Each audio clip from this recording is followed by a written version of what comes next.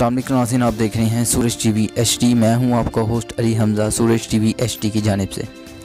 सूरज TV की anchor person Samreen Faizan और उनकी बेटी हुरैन की सालगिरह की तकरीब पर सूरज टीवी की तमाम टीम ने शिरकत की।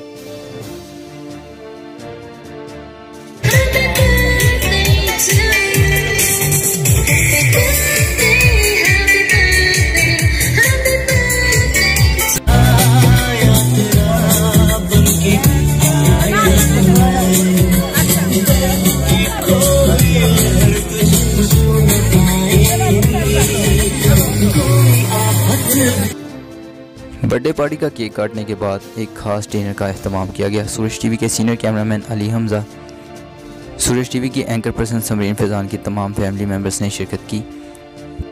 कायद-ए-आज़म प्रेस क्लब के सदर चौधरी इरफान शौकत और उनकी मिसेस राबिया इरफान ने भी इस पार्टी में शिरकत की। और अल्लाह पाक से दुआ है कि अल्लाह पाक समरीन फैज़ान एंकर पर्सन सूरज टीवी की बेटी को सेहत तंदुरुस्ती वाली ज़िंदगी अता फरमाए और अल्लाह पाक इनकी फैमिली को इसी तरह हमेशा खुश हंसता मुस्कुराता रखे। आमीन सुम आमीन।